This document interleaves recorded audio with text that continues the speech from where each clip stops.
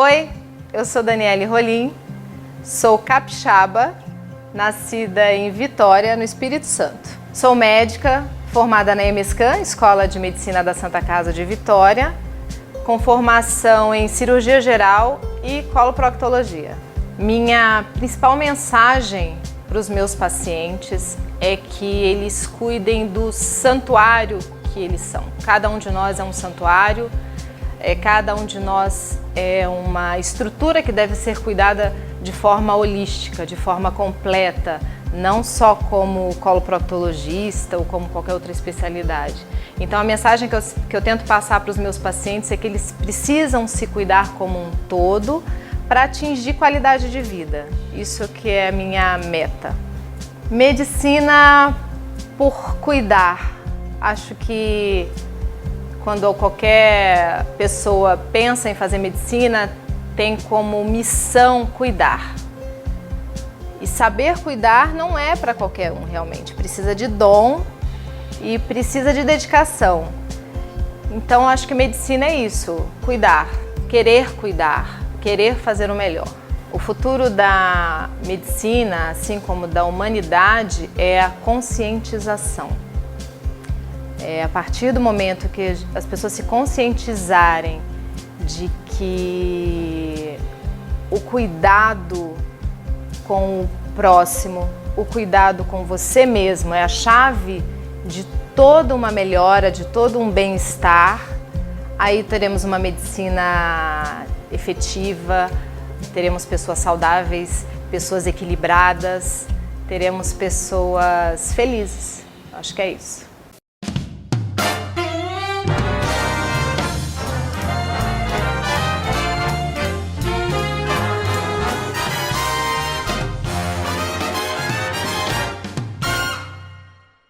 E hoje eu tenho o prazer de receber a doutora Daniele Rolim, especialista em coloproctologia, formada na Faculdade da Santa Casa de Vitória do Espírito Santo. Doutora, prazer receber você. Prazer todo meu, Alex. Você sabe que é uma curiosidade minha e com certeza de vários telespectadores, que é a questão desta especialidade, né? Cada dia mais nós sabemos que a questão do intestino está se tornando um órgão quase que o mais importante de tudo que nós temos no corpo humano, né?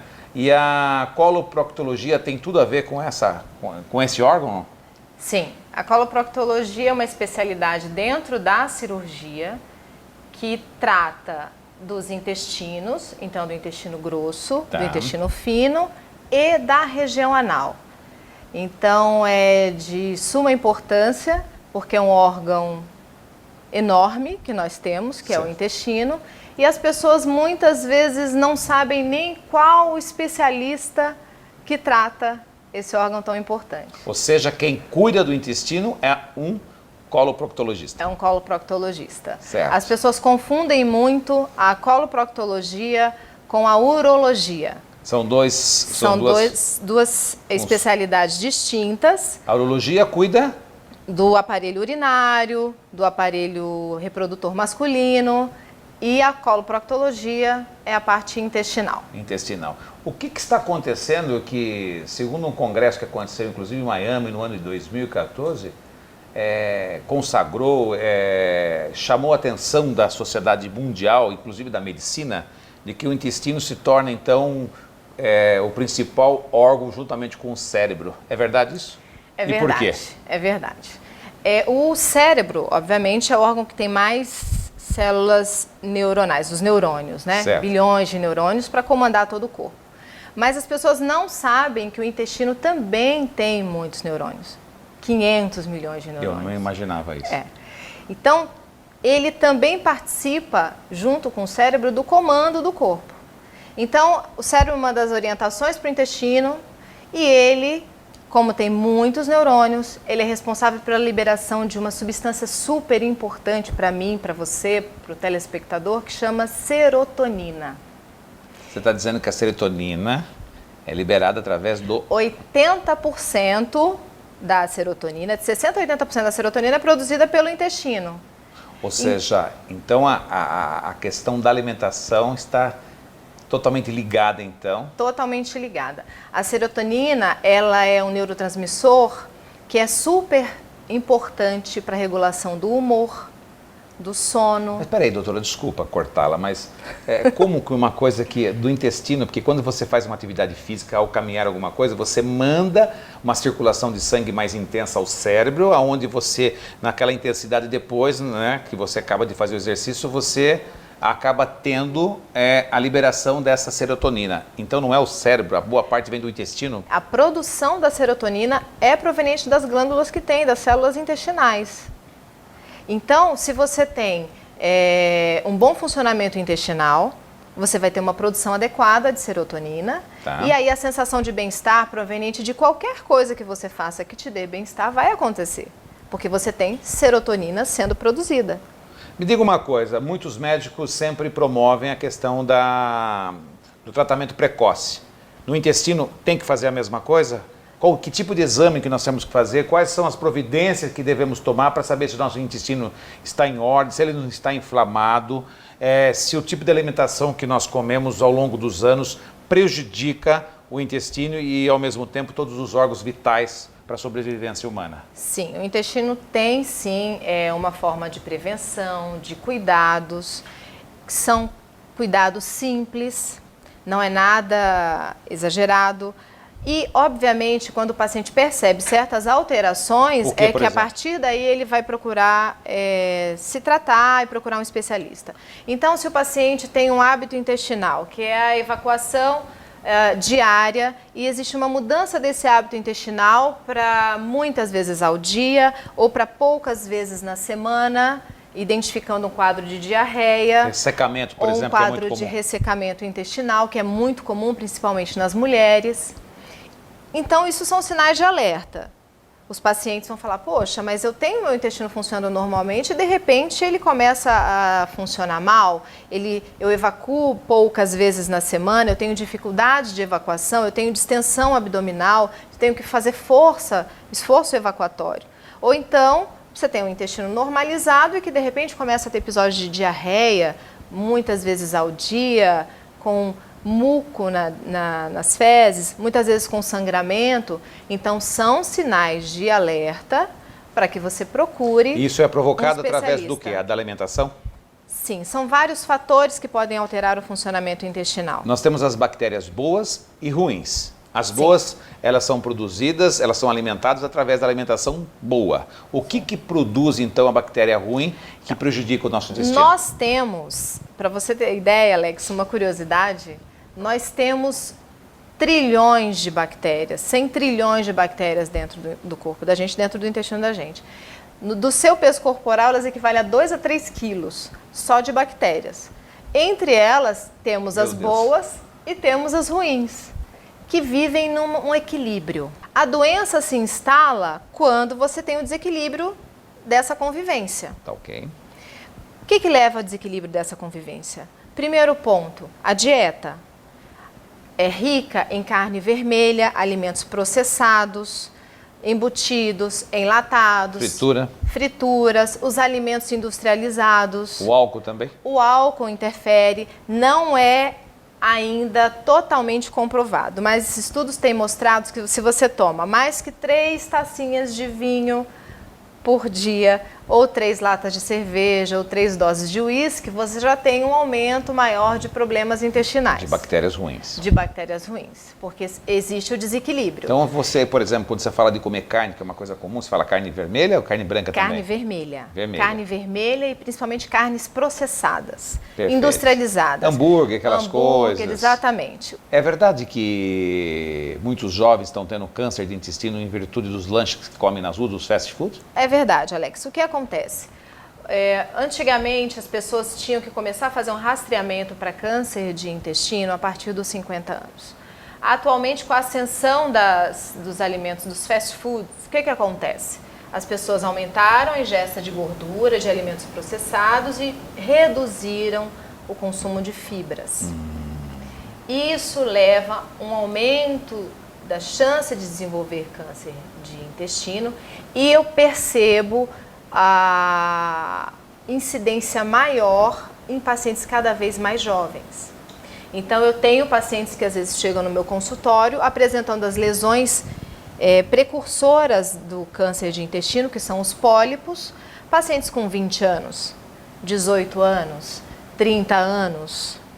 E isso se deve, claro, ao tipo de vida que as pessoas levam, o sedentarismo também influencia, a obesidade influencia. Exercício físico deve ser ótimo, então. Cigarro, exercício físico é tudo de bom. Bom, você falou as coisas ruins, agora eu quero que você fale as coisas boas, para alimentar, fortalecer as bactérias boas do intestino. Okay. O que seria, então? Vamos combatê-las, então, as más. Então, essas bactérias boas, elas são maravilhosas para a vida da gente e para nossa As pessoas estão usando muito esse tal de...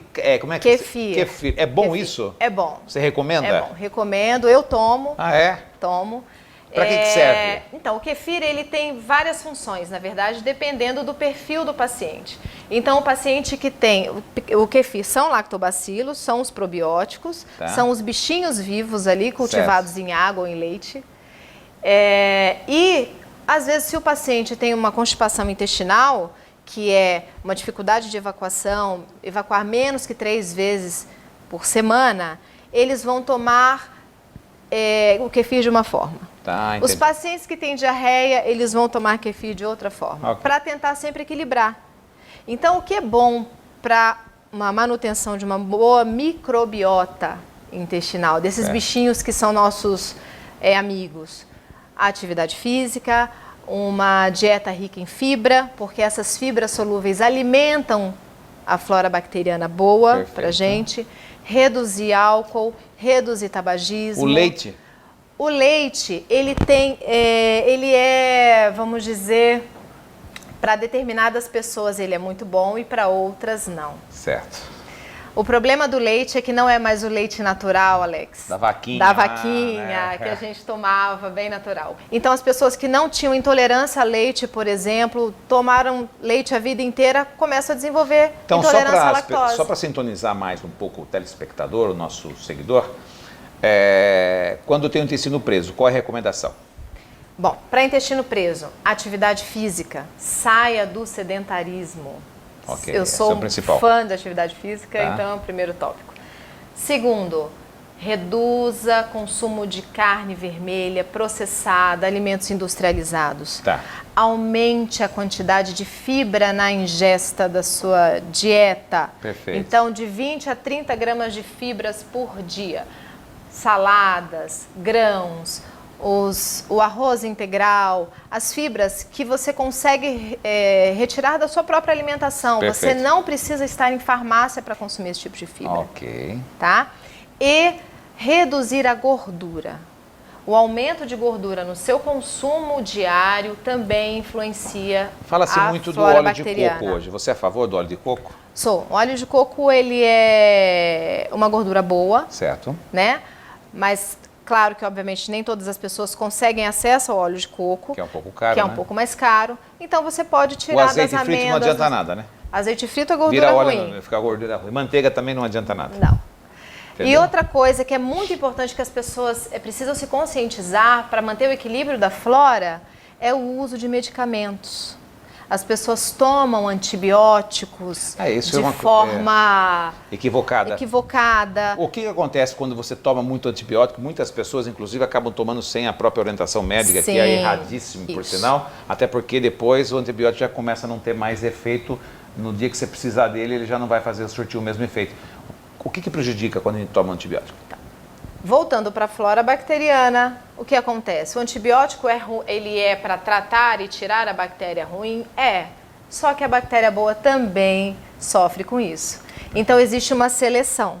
Ele vai acabar diminuindo a flora bacteriana boa do intestino e isso leva a alguns desequilíbrios e algumas doenças também. Então, a gente sempre pergunta no consultório se o paciente fez uso de algum antibiótico quando ele está evoluindo com quadro de diarreia ou quando ele está evoluindo com quadro de constipação intestinal. Essa é uma pergunta frequente, O que seria um intestino inflamado? O intestino inflamado, existem várias patologias que podem inflamar o intestino. As colites, que são as mais importantes, a retocolite, a doença de Crohn, é literalmente uma mucosa que está doente, muitas vezes edemaciada, com sangramento, com produção de muco, de pus.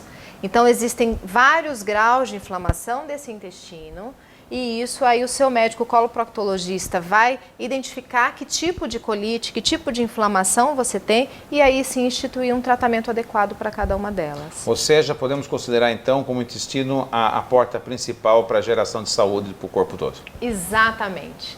O intestino é algo extraordinário. Extraordinário, Alex. Se você pode perceber que se você não está com o seu intestino funcionando bem, você não tem bom humor, você não consegue dormir. É normal uma pessoa ir 3 vezes por dia, aquelas que vão apenas uma vez? Como é que a gente julga se o intestino está bem ou não? Isso. Bom, conceitualmente, evacuar até 3 vezes ao dia ou até 3 vezes por semana é considerado normal. Porém, vai muito, obviamente, do seu hábito intestinal habitual. Então, se você evacua 3 vezes ao dia ou 3 vezes por semana sem nenhum desconforto, ok, isso é normal. Eu tenho pacientes que evacuam a cada 15 dias. Isso não é normal.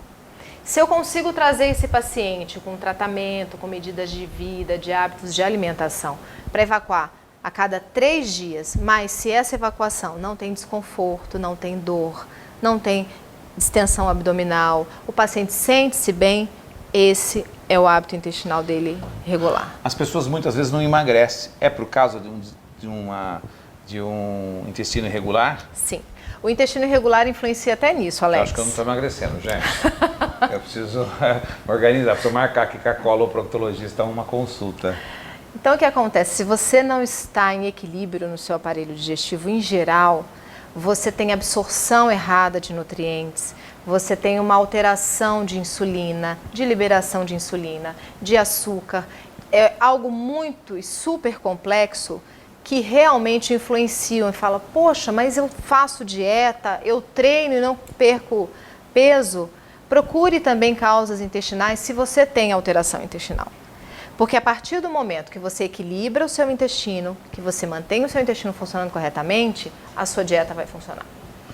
Espero ter orientado um pouco, né, através dessa profissional que tem como especialidade a coloproctologia, que cuida do intestino, um órgão vital para a nossa vida, principalmente para quem quer ter uma vida saudável e longeva, não é isso? Exatamente. Precisamos nos cuidar, sempre. Sempre. Então, nada de discriminar o intestino, Alex, ele é muito importante. Olha, que bom, que aula hoje aqui, muitíssimo obrigado, doutora. Obrigada a você, Seja Alex, muito foi um feliz, prazer. né? Obrigada. E obrigado por escolher nossa cidade para morar. Prazer enorme em estar aqui com você. Sorocaba me acolheu de uma forma muito carinhosa. E procurem o coloproctologista. Nós estamos... Tem uma idade para isso, não? Para procurar? Acho que qualquer idade. Desde que você precise, inicie logo. As pessoas têm muito tabu com o coloproctologista. Perfeito. Tem muito medo de ir ao consultório do coloproctologista. Não tem nada invasivo, não, né? Não, então é uma consulta como qualquer outra e você pode realmente tirar muitos benefícios e trazer isso para sua vida, para sua família e conseguir realmente qualidade de vida. Doutora, aqui no consultório vocês atendem vários planos de saúde ou não? Atendemos. Nós atendemos vários convênios, né? São consultas pelos convênios e consultas particulares. Certo. E temos como formação, nós somos cirurgiões. Certo. Então, quando o paciente necessita de algum procedimento cirúrgico, nós também realizamos. E tudo muito bem atendido no conforto desse consultório, que fica aqui na Boulevard Alavanca, na cidade de Sorocaba, próximo à rodoviária. Muito bonito o seu consultório, parabéns. Obrigada, Alex. Bem amplo e confortável, né? Venha sempre, venha para fazer uma consulta com a gente preventiva. Não tenha dúvida, que é muito importante, até porque eu quero ver se está dentro do equilíbrio, porque eu faço bastante atividade física, porém não consigo emagrecer como eu gostaria. Então vamos resolver. Tá bom? Um abraço, prazer, foi um prazer falar contigo. Prazer todo meu. Doutora Daniele Rolim, especialista em coloproctologia, foi um prazer recebê-la. E você, de outras regiões do Brasil, faça a consulta com esse especialista justamente para cuidar, porque saúde é o mais importante na vida da gente. Daqui a pouco a gente volta com muito mais. Muitíssimo obrigado. Obrigada, Alex. Seja feliz. Você também. Tchau, tchau.